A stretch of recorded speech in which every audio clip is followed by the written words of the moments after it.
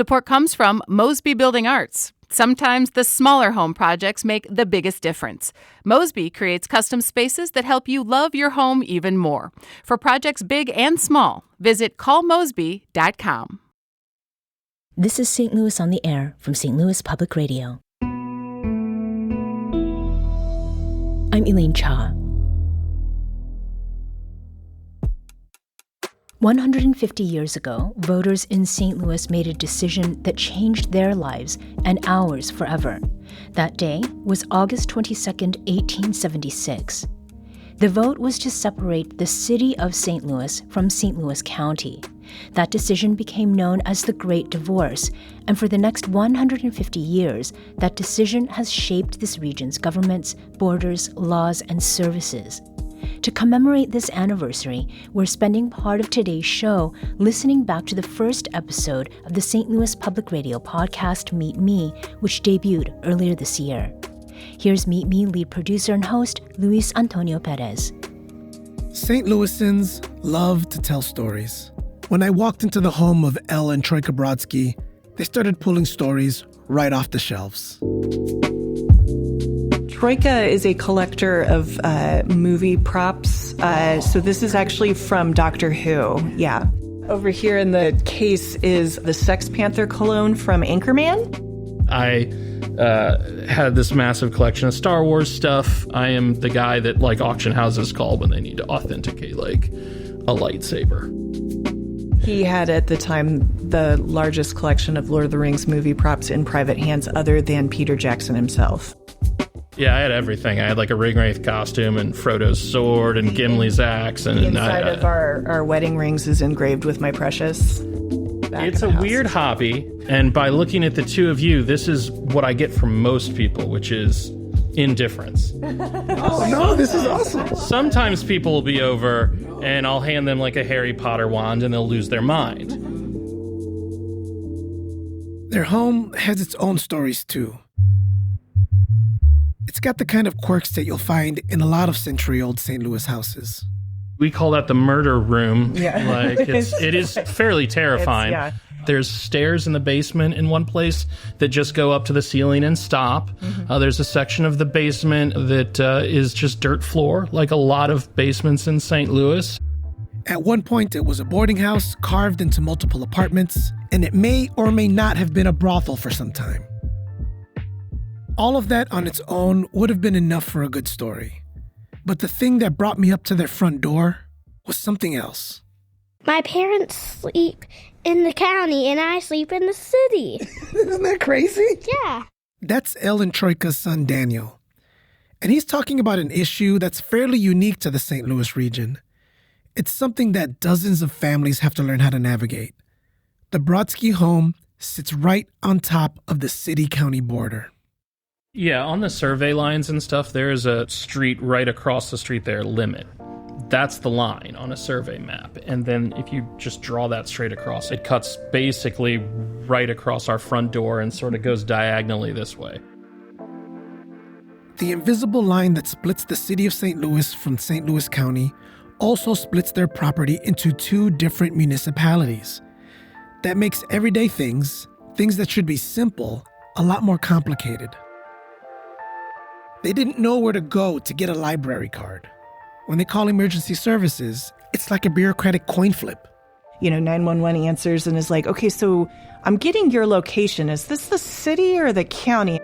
On the road, directly in front of their house, there's a sinkhole-like cave-in, a dip in the road that sits right in the middle of Limit Avenue. And it only ever seems to get half fixed every few years. I mean, literally, you can see the line in the road from where the city worked up to a certain point and the county worked up to a certain point. But they were both dealing with half of the same sinking issue, but they weren't working together. They weren't working on the same schedules. And then the city had to come back and do more of what they had done because how they did it the first time wasn't holding up compared to how the county's was. Even trash and recycling pickup is a little awkward. So they pick up right here, and then they literally back up after they pick up our trash, you hear the truck and then you hear it go beep, beep, beep. And they're just like, like working their way away from the county line. That's the sound of me cursing that I haven't gotten our recycling out in time when I hear that. And what about their taxes? Who do they pay?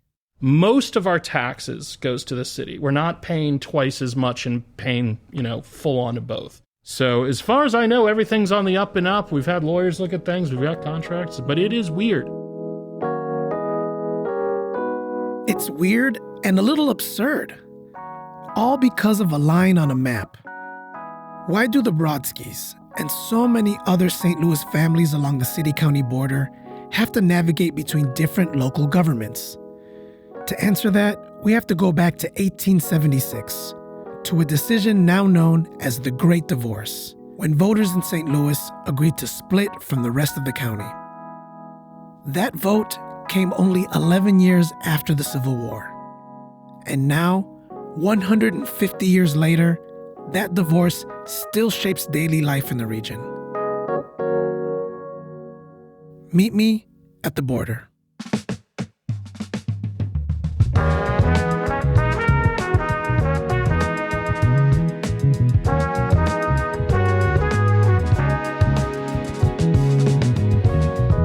I'm Luis Antonio Perez, and this is Meet Me, a new project from St. Louis Public Radio about connecting across divides to find a way forward.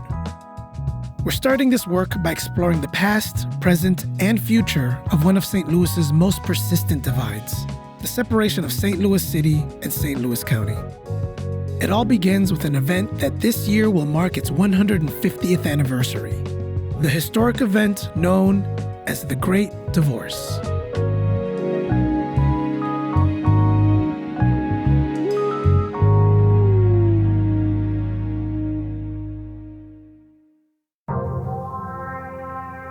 St. Louis sits on ancestral lands that others had previously called home, including the Osage, Missouri, and Sauk and Fox people. The century starts with the Louisiana Purchase and the expedition of Lewis and Clark, heading up the Missouri River to map out the new territory claimed by the United States. The return of the explorers marks the opening of the new frontier, an invitation to go west and expand the country. To American leaders, St. Louis becomes the gateway, a natural jumping-off point for future explorers, traders, and settlers heading west. A great city at the confluence of two rivers and of commerce, history, and politics.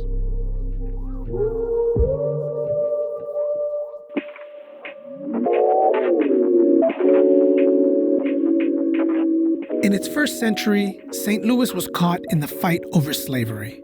Dred Scott sued for his freedom here, a flashpoint that historians say pushed the country closer to war. After the bloody Civil War, westward expansion resumed, and the people of St. Louis expected great success from their booming river town. That confidence, and maybe overconfidence, is what set the stage for the Great Divorce. A decision that would permanently reshape St. Louis, with consequences that are still being felt today.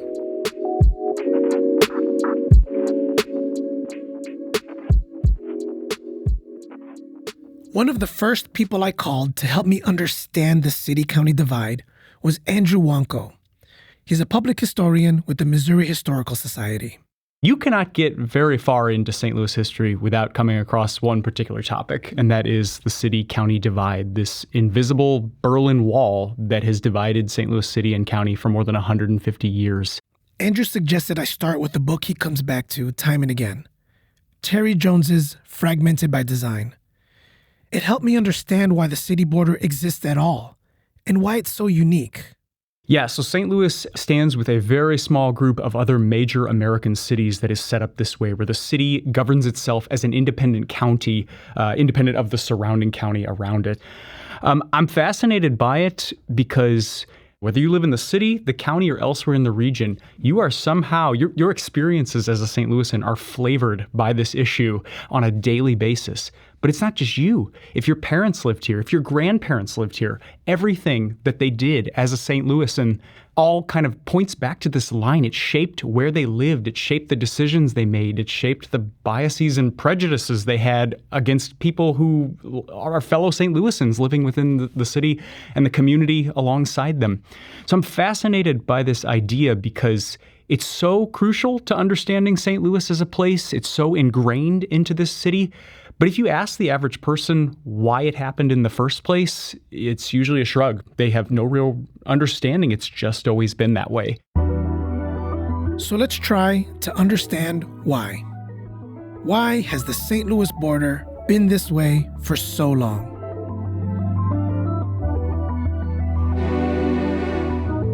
It starts with the different services that people needed, depending on where they lived and worked. In mid-1800s St. Louis, people got to where they needed to on foot or by horse. And the region just looked very different from how it does today. The urban core stretched roughly 3 miles west from the riverfront, and the whole area, all the way out west to where Wildwood is today, was recognized as one big piece of land, 589 square miles of St. Louis. Back in 1855, sort of when the story starts, St. Louis was one of the 10 largest cities in the nation. You had 310,000 people crammed between the edge of the river and Jefferson Avenue, this incredibly dense, walkable city where you had all of this action taking place. So that was St. Louis, and then the rest of what is now the western portion of St. Louis City and St. Louis County was essentially thin-spread farm fields, wild Missouri prairie. So you had these very few settlements out in St. Louis County, and the rest of it was just open farmland. Prairie and farmland, just a few miles from the center of a growing boomtown. Confidence in the city's prospects was high. So high that there was even a serious proposal to move the U.S. Capitol from Washington, D.C. to St. Louis. Logan Uriah Rivas was one of St. Louis's loudest cheerleaders. In his book, St. Louis, the Future Great City of the World, published in 1870, he wrote, St. Louis must be viewed in the light of her future, her mightiness in the empire of the world, her sway in the rule of states and nations. Her destiny is fixed. Like a newborn empire, she is moving forward to conscious greatness and will soon be the world's magnet of attraction. At the time, St. Louis was divided into several regions, including the townships of Carondelet, Merrimack, Bonham, St. Ferdinand, and St. Louis City. But people who lived in the dense city felt like their needs weren't getting the representation it deserved. That, combined with the distaste for the governmental body at the time and high taxes, created a recipe that led many to call for separation. This is what really starts the ball rolling on what ultimately becomes the Great Divorce, because the city now is sending all of its tax money to the wider county, and they are getting to decide, you want to build a sewer over here? Well, I don't think we're going to do that, but Farmer John over here, he needs a bridge to get out to his farm. We'll build him a bridge with all that tax money. So the city feels itself tethered to this rural community, to a place that didn't understand its needs. It was buckling under the weight of all of this industry and immigration, and it needed to lay out sewers, literally to keep people healthy. And that's where you get this tension arising. Mm-hmm. So it's not just that, our money's going over there and we're not getting it back, but also, it's those people that has got our money. Certainly. And it's a complex. I think it's very easy to look back at this issue and think, this is crazy. Why would they do this? Didn't they see what was going to come down the line? Couldn't they understand how this would be a problem?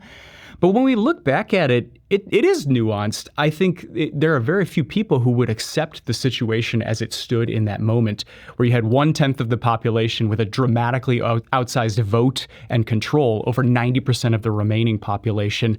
That flies in the face of American democracy as we know it, that there was a real problem here, but the solution that came out of it obviously would have quite a few problems of its own.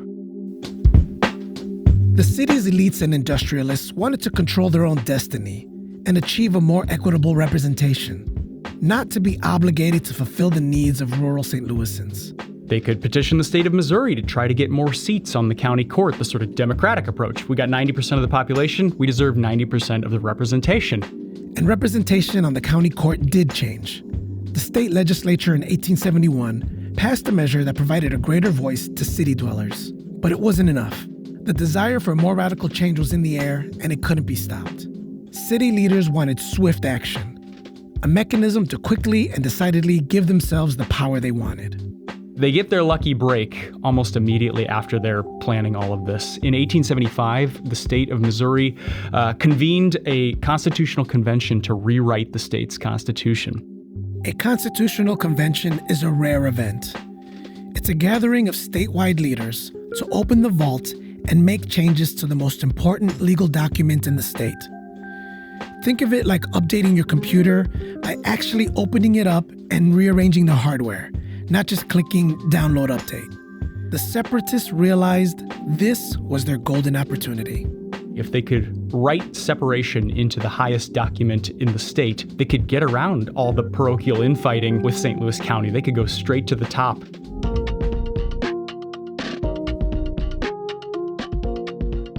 We need to take a quick break, and when we come back, we'll pick up with the Constitutional Convention of 1875. You're listening to an encore edition of the debut episode of STLPR's podcast, Meet Me. This is St. Louis on the Air on St. Louis Public Radio.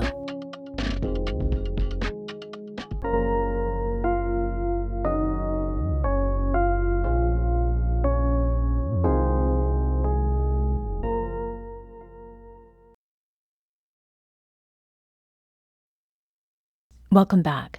Let's return to our rebroadcast of the first episode of STLPR's podcast, Meet Me, which debuted earlier this year. The episode explores the history of the Great Divorce that split St. Louis City and County. This Saturday marks the 150th anniversary of that vote on August 22, 1876. Before the break, we heard about a moment in 1875 when separatists saw a golden opportunity to make their move. To continue that story, here's host Luis Antonio Perez.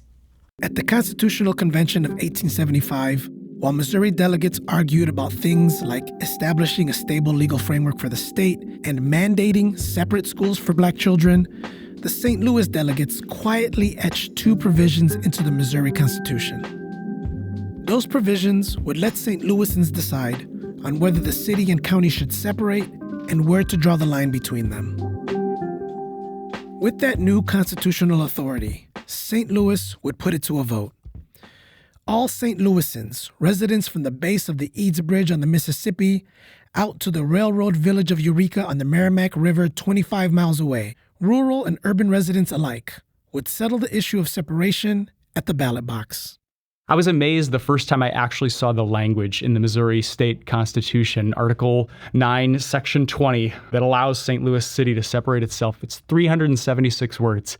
It's a paragraph. Mm-hmm.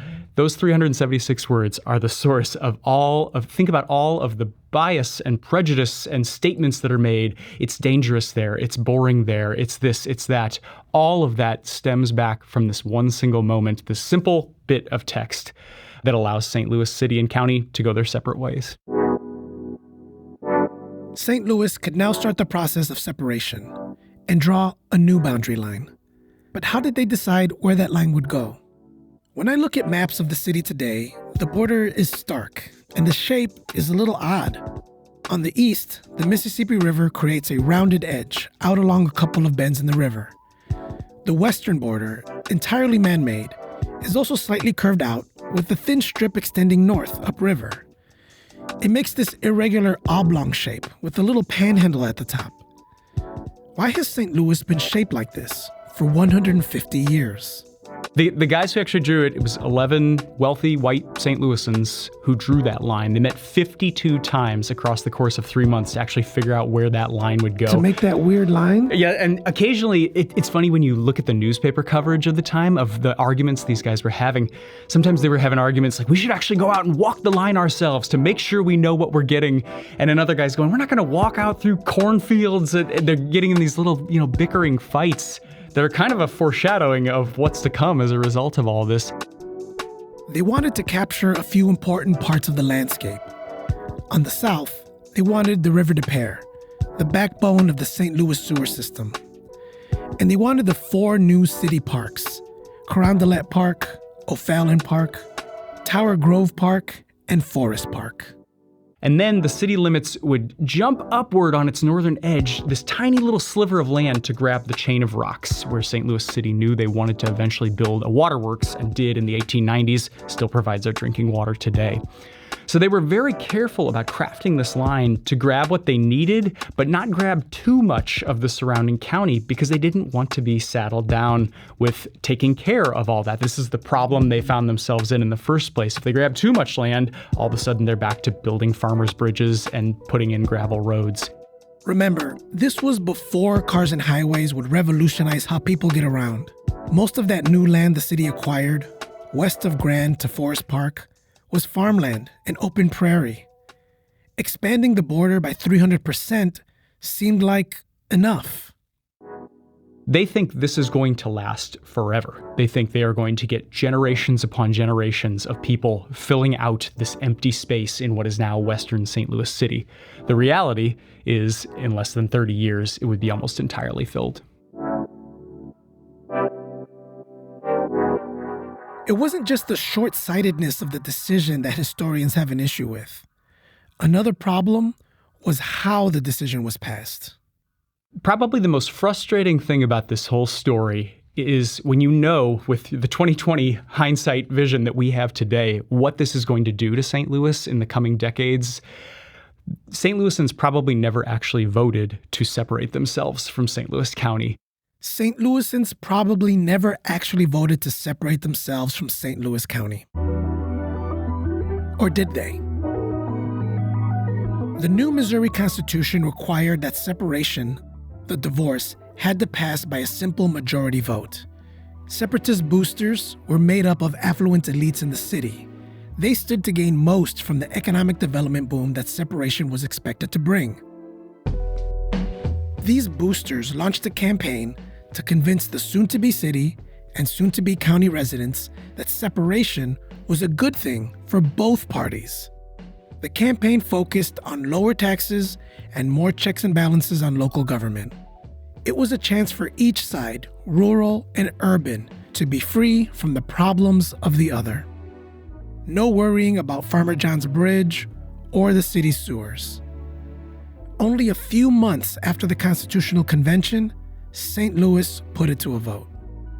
The vote goes public in August of 1876, and the separatists who crafted this whole thing are shocked when the results come back 52% against separation. The vote failed.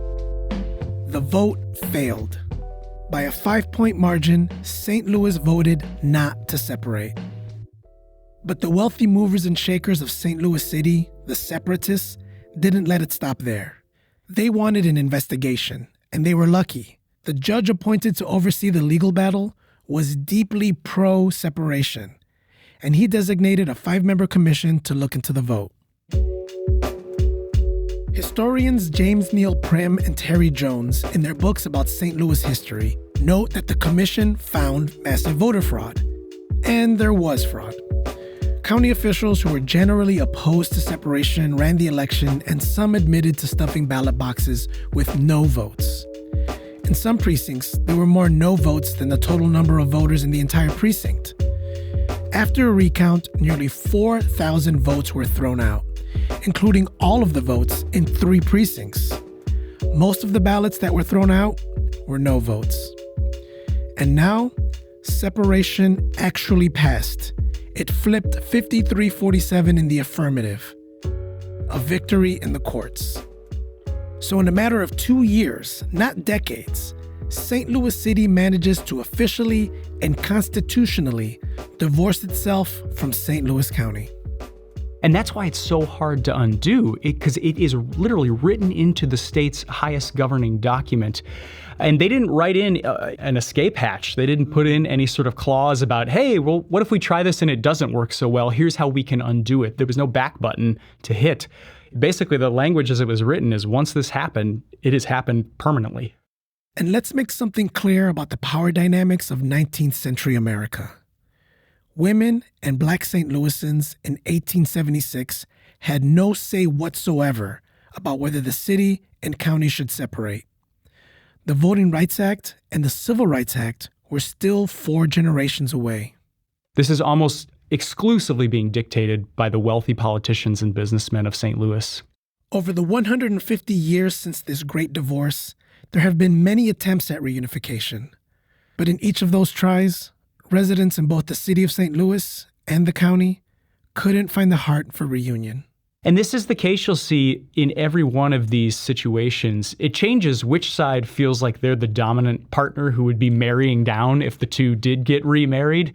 But it's always one feeling like it's the big shot and trying to leverage its weight over top of the other one. And those perceptions about the differences between city folks and county folks continue to this day. Another outcome of the Great Divorce was that it led to municipal fragmentation across the county. Lots of itty-bitty little cities.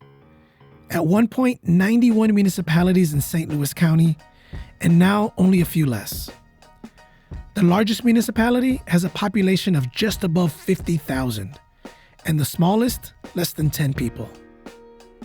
And many people like it that way. So one of the big arguments made about why this is a good thing in St. Louis County is it localizes control as much as possible. People have as much control over their immediate surroundings, and that's inherently a good thing. It gives them the power. But that power obviously can be abused in a number of different ways. The puzzle of having so many St. Louis County municipalities led to several issues, like intentionally majority white communities, predatory policing, and traps designed to extract dollars from neighboring majority black cities through court fees and traffic tickets. In 2014, the North County city of Edmonton was in the news because the mayor sent a memo telling the city's police officers to help pay their salaries by writing more traffic tickets. So when you look at something like the Ferguson uprising in 2014, you can see how a lot of the issues present in Ferguson that were being protested against, all of that coming to life, that has all been crafted by decades of this city-county divide and this issue of micro-municipalities up in the region and police essentially seeing minority residents as a source of income. Which brings up the longest thread in St. Louis history. From its founding in 1764 up through today, there has been no issue more consistent than the myriad ways that African Americans have been mistreated in the city, region, state, and country. One of the central issues with every reunification attempt over the last 65 years has been how a city-county merger would impact black political power. The black voice of North City and County becomes a really huge presence because they're rightly saying this will dilute our power. This will take even more away from people who have struggled to have a voice for so long. And so I think until you really start contending with those issues and really start listening to people, it's always going to be a non-starter. And we'll get deeper into questions about reunification and how people feel about the effect it would have on black political power in St. Louis in the next episode of Meet Me. With all that said, there are a few examples of the city and county finding ways to work together. The Metropolitan Sewer District manages the collection of wastewater and stormwater for thousands of miles of sewers in the city and most of the county. The Zoo Museum District, through a small property tax of city and county residents, supports major arts and cultural institutions like the St. Louis Zoo and the Missouri Historical Society. And Great Rivers Greenway maintains an elaborate network of trails across the region. But by and large, the city and county have remained separate and apart, divorced, marked by the same border that was created 150 years ago. One of the first things I did when I moved to St. Louis was look at a bunch of maps. Satellite maps and historic maps online. They're beautiful and fascinating. As a historian, Andrew Wonko likes to study maps too. In particular, he likes to find examples where the St. Louis city-county border is very clear, then becomes entirely invisible. Yeah, so one of my favorite spots is in Maplewood, right on the line. There's 2-block-long Limit Avenue where you could stand with 1 foot in the city and 1 foot in the county, right down the center. And if you look in the distance, there's a house right there, and the county line goes straight through the middle of it. These people, walking back and forth between their house must cross that line 100 times on any given day. It's just this fascinating, weird look at how invisible man-made lines don't always respect the actual community that is being built around them. That house that Andrew's talking about, that's the Brodsky home that we visited at the beginning of the episode. Elle and Troika are still figuring out all the intricacies of living in a house divided by the border. And so is Daniel. The bathroom upstairs is right in the middle of city and county. It's right split. So you're aware of where the line is? I don't know. You just know that half the house is in one place and the other half's in the other. Yeah, because the sign is right where our house is. There is the little sign right out front that says, you're entering the city or you're entering Maplewood. The Brodskys don't just live on the border. They think deeply about all the divisions in St. Louis, about the current and historic issues that have fractured the region over the decades. And they know, like many St. Louisans do, that the solutions we need to mend these harms will need to be bigger than what any one person or group can do alone. There has to be some sort of consistent through line and vision and leadership that just isn't happening. There are some very, very tough challenges that go back a very long time, and even with vision and leadership and resources, these are not things that anyone is going to be able to clean up overnight. And the reality may be that it's just really messy. It's been really messy for a long time, and I don't know what you do about it.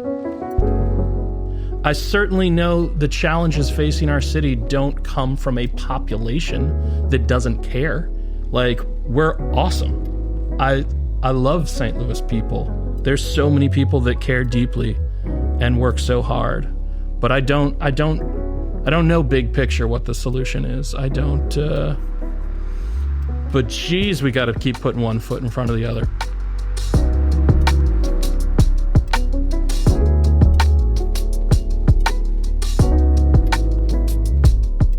In Troika Brodsky, we hear a sense of possibility, of what could be. Echoes of the promise that St. Louis boosters saw when they wanted to make St. Louis the nation's capital. But how do you begin to bridge a divide that's 150 years deep, or any divide for that matter?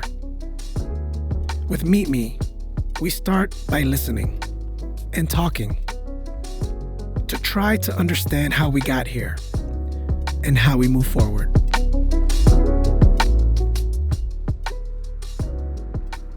That was the first episode of Meet Me, St. Louis Public Radio's podcast that debuted earlier this year. The rest of the series continues its exploration of St. Louis past and present, connecting across divides to find a way forward. To listen to the next episodes, search for Meet Me wherever you get your podcasts or visit stlpr.org/meetme. This episode of Meet Me was written, hosted, produced, and mixed by Luis Antonio Perez, with story editing by Alex Hoyer and Brian Heffernan. Audio mastering by Greg Montague. The engagement producer is Paula Rodriguez. Brian Heffernan is Meet Me's executive producer. Theme music by Kara and Friends. The broadcast engineer for this episode was Aaron Dorr. And special thanks on this episode goes to Jason Rosenbaum, Rachel Lippman, Chad Davis, Fred Ehrlich, Brian Moline, and the Missouri Historical Society. Grant support comes from the James S. McDonnell Foundation. St. Louis on the Air is a production of St. Louis Public Radio. Understanding starts here. Do you find yourself regularly listening to episodes of St. Louis on the Air? Suggest us to a friend you think might enjoy our conversations. And leave us a review and rating on Apple Podcasts on the App Store. It's the simplest way to help people discover our show. Thanks.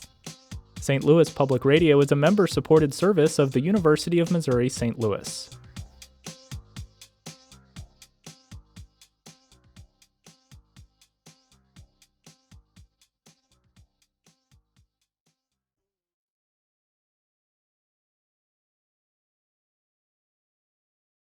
Hi, I'm Laura Hamden, and my colleague Jessica Rogan and I are your daily hosts of the Gateway newsletter. We meet with the editors in the STLPR newsroom every weekday to bring you the top local stories of the day in a quick and easy 6-minute read by 6 a.m. In an age of overwhelm, it's a refreshing, thoughtful take on the news day, if we do say so ourselves. Fine-tune your daily news habit with the Gateway newsletter. Subscribe at stlpr.org/gateway.